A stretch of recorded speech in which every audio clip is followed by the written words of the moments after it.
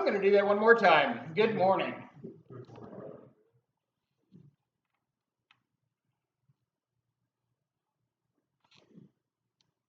Well, our message title today is I Am Jealous, Part 2.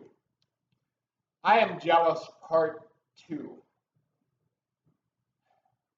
The text that was read for us this morning is John chapter 8, verses 37 through 42. Thank you. John 8, 37 through 42. If you will recall from last week, there is a sharp distinction between envy and jealousy. Envy versus jealousy.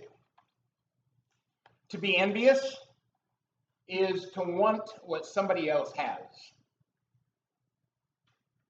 Their job, their home, their car, their money, a relationship. Somebody has something and you want it. That's envy. To be jealous, on the other hand, is to have something and to be jealous either in trying to keep that thing or relationship, or if someone has taken it, jealousy is an attempt to get that back, what belongs to you. There is a healthy amount of jealousy that can be in a relationship. Not envy, but some jealousy in relationships to guard those relationships. They are yours, and you're going to work at keeping that relationship yours. Scripture, if you remember, tells us that God's name is jealous. His name is jealous. He is a jealous God.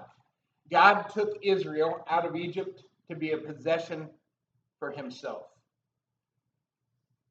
Not because of anything they did, not because they were good or better than other people, but because of his favor.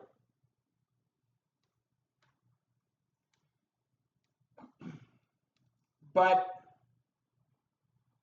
the hearts of the people drifted away. Christ also is jealous of his church. We are told in Colossians that everything was created by him, through him, for him. All of creation, and especially humanity, created for him. And it says he gave himself as a sacrifice to purify us to be his possession. We are to be his. Humanity in general, but especially then as believers, the church. And if you remember this phrase, I went over a couple times last week. So God jealously desires what is his. He jealously desires it to remain his because he made it to be his. Okay? We are to be God's, and so he jealously desires to have us. He wants it to stay that way. He jealously desires our hearts, our minds, and the spirit that he gave us to live in us. So let's look at the text now. John 8, I'm going to start in verse 37. Jesus says, I know that you are Abraham's descendants, and yet you seek to kill me because my word, what I say to you, has no place in you. Jesus is acknowledging to the people that he's talking to. And in verse 31, these are people that have believed in him. And so he acknowledges, he says, I know that you are descendants of Abraham. I know that you are physically descendants of Abraham. And yet you're trying to kill me.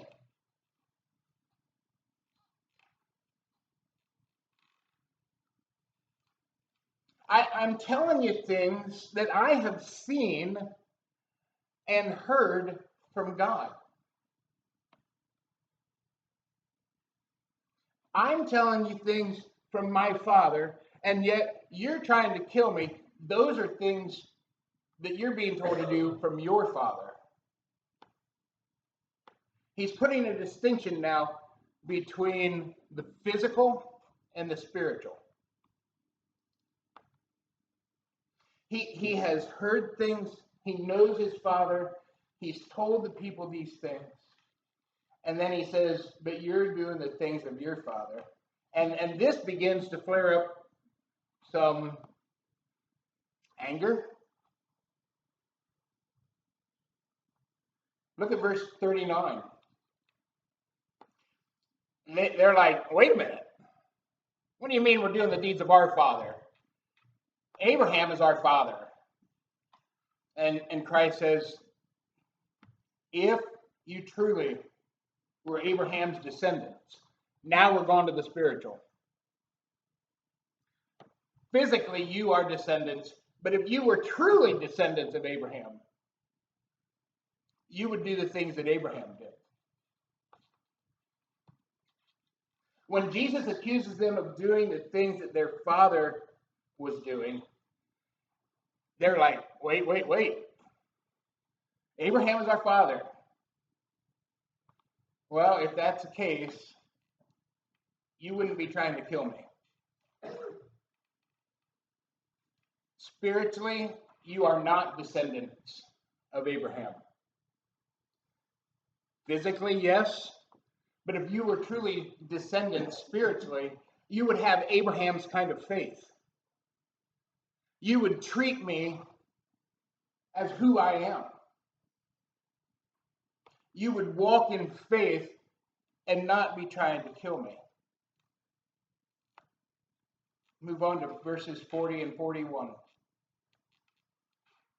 And he says this, but the fact remains that you are trying to kill me. A man who has told you the truth. I've heard it from God. Abraham didn't even have that. And so you're doing the deeds of your father. And again, they say, wait a minute. We weren't illegitimate children. We're not born of fornication. They're referring to Christ himself, whom it was well known that Mary and Joseph was not actually married yet when Mary had Jesus. And yet they failed to see the fulfilled prophecy that the virgin shall be with child, right? And so they're claiming, well, wait, we're not illegitimate children, and they're kind of pointing the finger at him.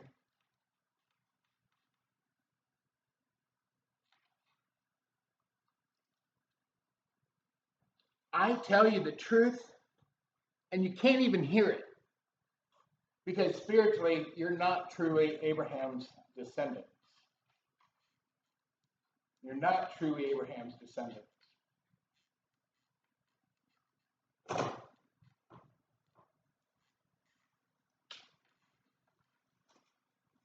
Verse 42.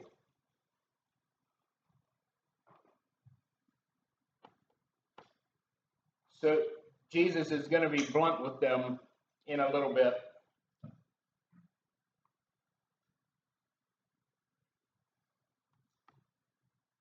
We're not going to get into the full of it, but he says this. If God were truly your father, you would love me. For I have proceeded forth, and I've come from God. I've not even come on my own. He sent me.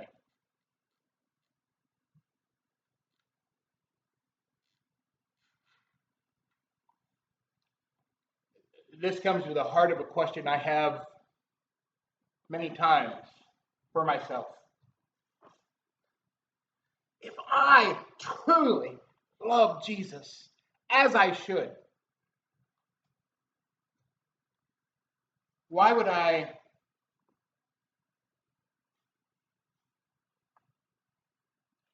get upset at things?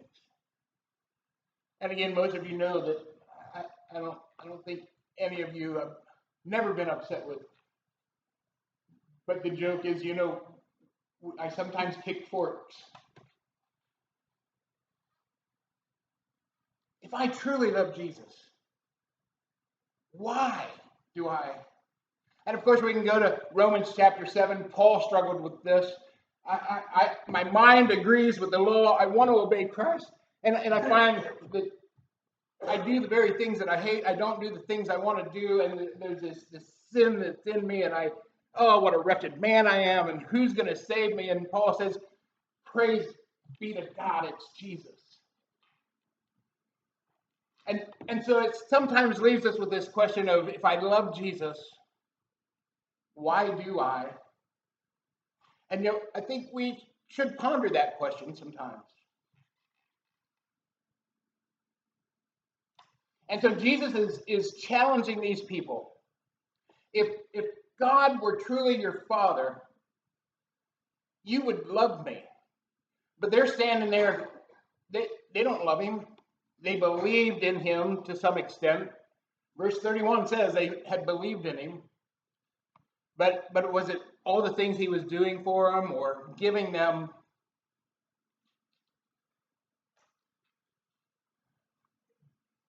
And so here's the point where we need to draw for our message today. In verse 42, if we claim that God is our Father,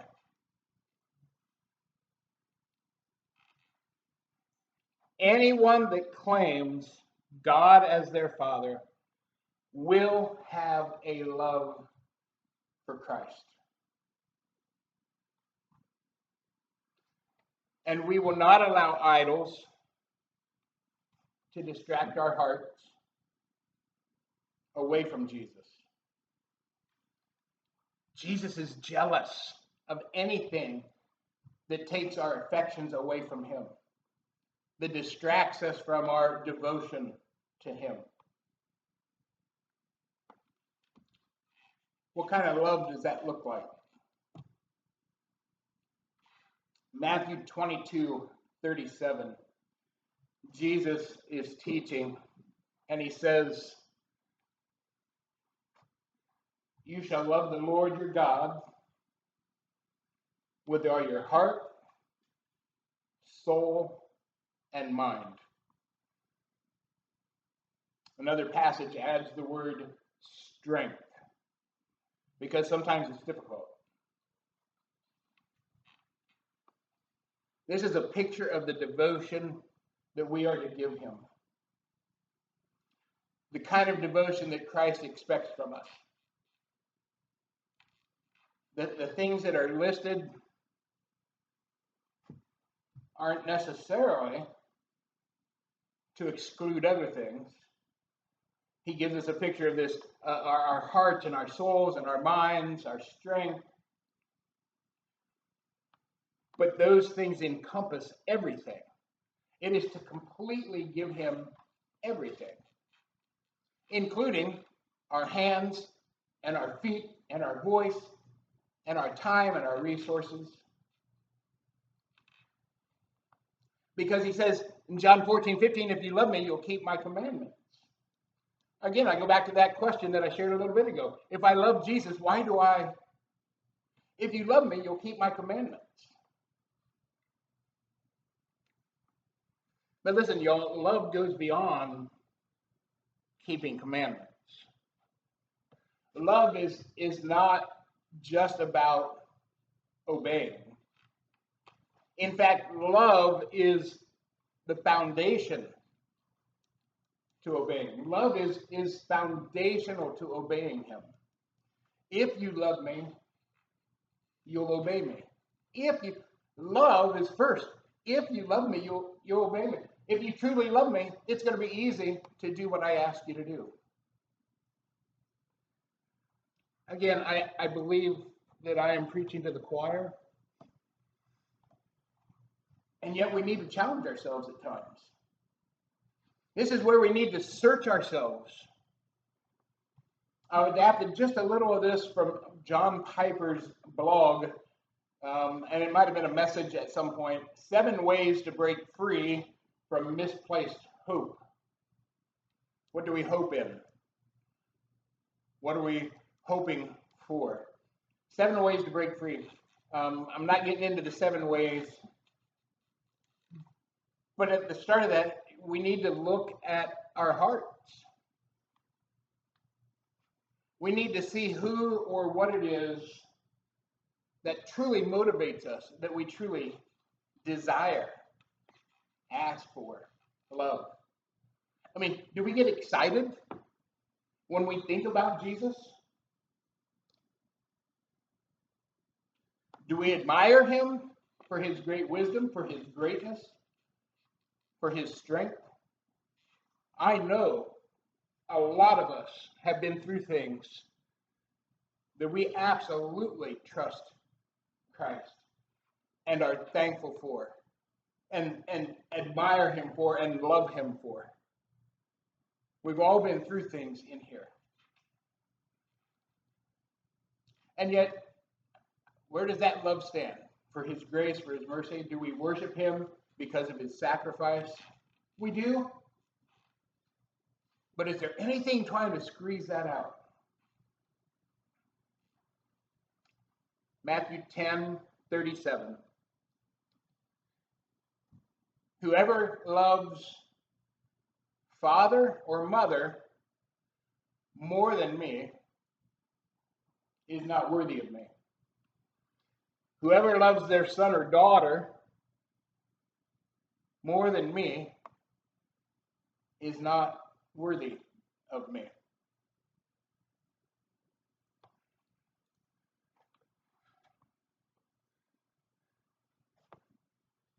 To love more, it's challenging. Jesus is not saying don't love your parents. He's not saying don't love your children, don't love your spouse or your family or your friends. He's not saying that. He's saying in this verse to stop and think about, number one, what kind of love is that? What kind of love and devotion do you have for those people? Your love for me needs to surpass that, needs to be greater than that. That's the step that is, wow.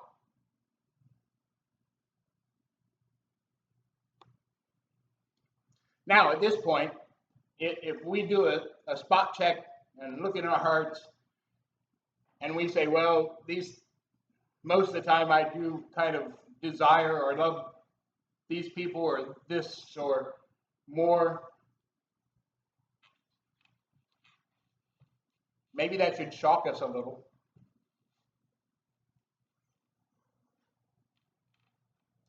Maybe even frighten us a little. Because Jesus says, if you do love this more than me, you're not worthy of me. We're not talking about whether we deserve him. Nobody deserves him. We can't earn a relationship with him. Nobody deserves to be in his presence. But he says, you're not worthy of me. You're not even worthy to be here. He is that jealous of our hearts, of us, of our devotion, of our affections. That's the one that's so hard sometimes for me, that affection. You've heard me say many times, the tangible is easier, right? In Sunday school today, it's does God speak to us? And I was thinking, wow, yeah, I have asked, Jesus, when I get up in the morning, it would be nice just to have, a little post-it note on the refrigerator, who I should talk to, what I should do today. Just give me a to-do list. We kind of look for that.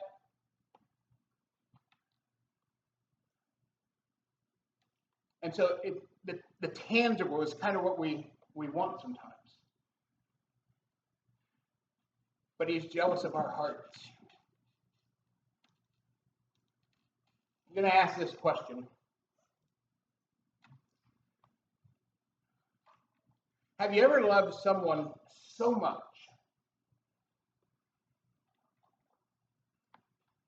or have you ever desired someone so much that you think to yourself,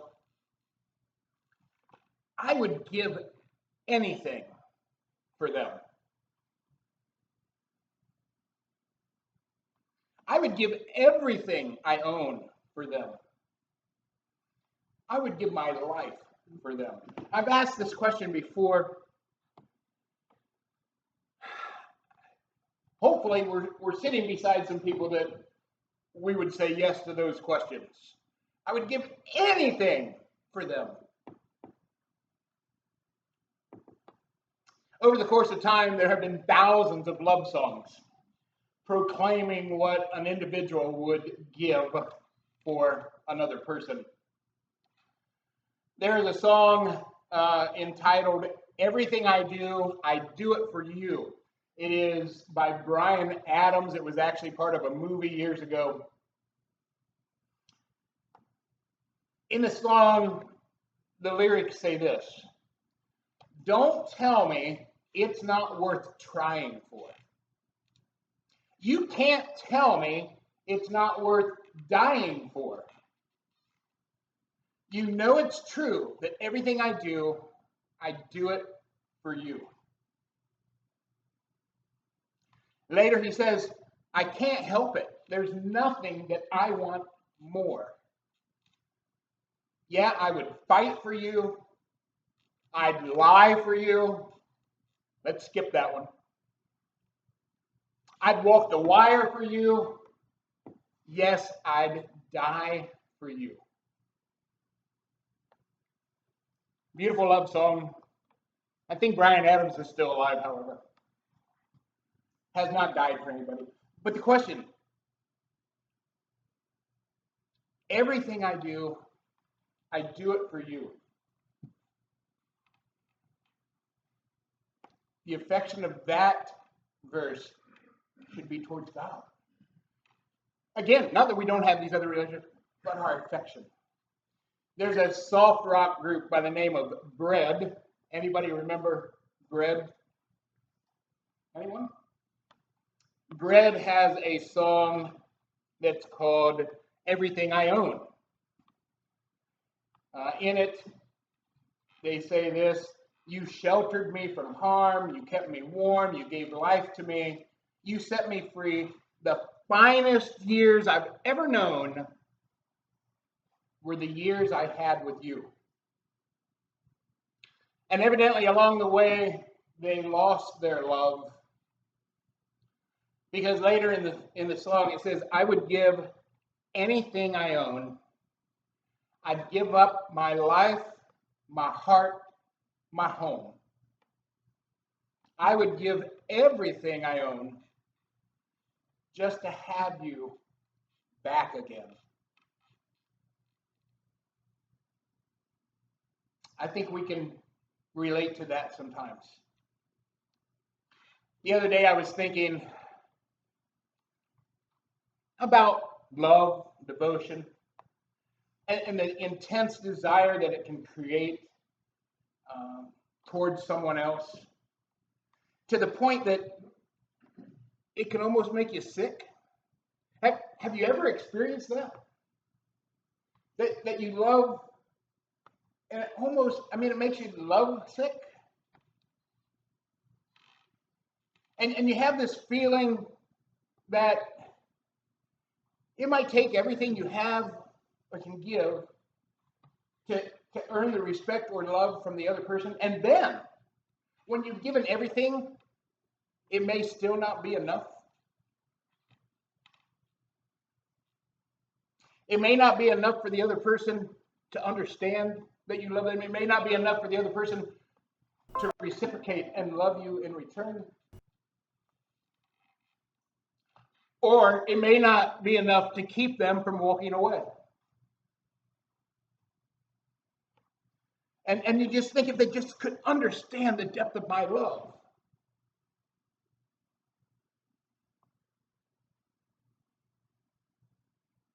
Lovesick. I know that kind of pain. You've heard me share about a relationship I had in the past that there was nothing I could do.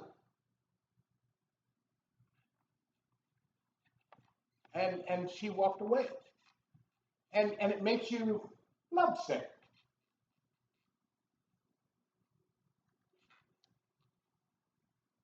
We're going to use another song. Bonnie Raitt has a song called I Can't Make You Love Me. Just a couple lines from that song go like this. I can't make you love me if you don't. You can't make your heart feel something it won't. It's that kind of situation I'm talking about that oftentimes leaves us lovesick. So I ask God, I'm talking and I'm asking God, and I'm like, this love sickness, is this the way love is supposed to feel? Is love supposed to feel? I thought love was woohoo, joy and just happiness. And is love supposed to make you feel sick now and then?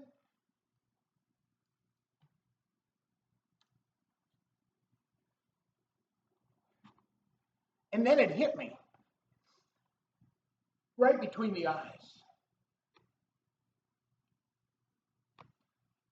That's the kind of love God has for us. Absolutely lovesick.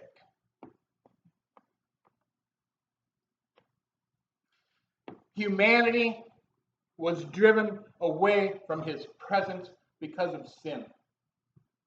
And God said, I'm going to do anything and everything that it takes to get them back. To get them back. One last song. Third Day. Christian group. Max Powell and Company, which they're having a 30th anniversary get together next year, by the way, on tour. Plug that in.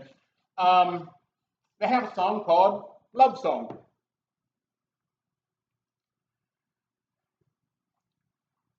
And the verses are as if Christ is singing. And so it's talking about all the things somebody says that they'll do for love. Climb the highest mountain, swim the deepest sea. And yet Jesus says this. He says, I've never climbed the highest mountain, but I've walked the hill of Calvary. I've never swam across the deepest ocean, but I walked upon the raging sea. There is no price I would not pay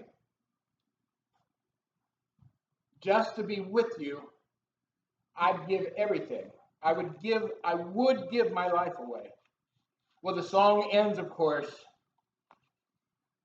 just to be with you. I gave everything. There's no price I did not pay. Just to be with you, I gave everything. Yes, I gave my life away. Christ in his pure jealousy. Those are two words that are hard for us to put together. But Jesus in his pure jealousy loves us so much that he was willing to give everything. All he asks from us in return is that same kind of love and devotion. Wow.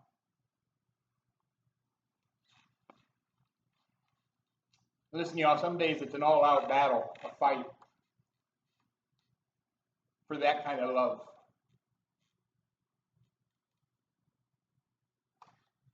So here's what I'm going to suggest we do. Simply pray that God would open our eyes to him more and more. Kind of the purpose of this series that continues. And if this sounds like a message from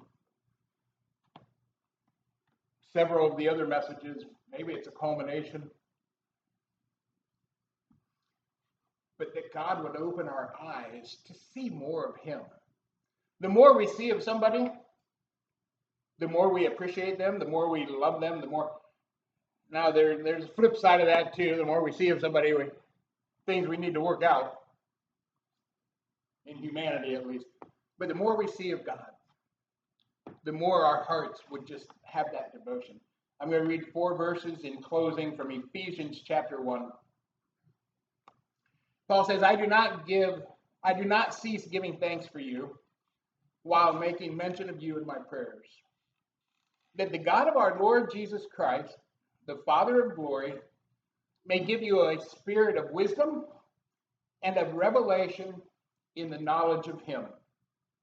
I pray that the eyes of your heart may be enlightened, so that you will know what is the hope of his calling, correct hope, rightly directed hope. You will know what the riches of his glory are, of his inheritance in the saints, and what is the surpassing greatness of his power toward us who believe.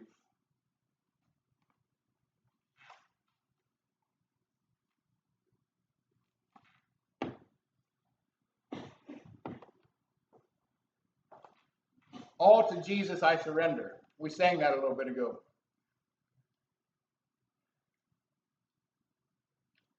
There's something I read somewhere, I don't know where.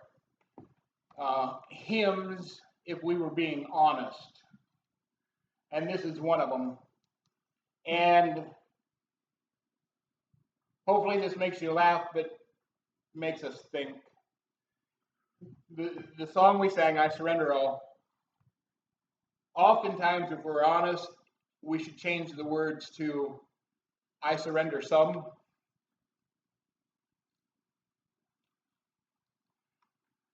Let's not have that be our reality. Let's at least have the attitude that we surrender all. Again, it's an all-out battle at times. But with his help, we're going to get there. And we know it's not all going to be here, but it'll be on the other side. And that day's coming. Amen.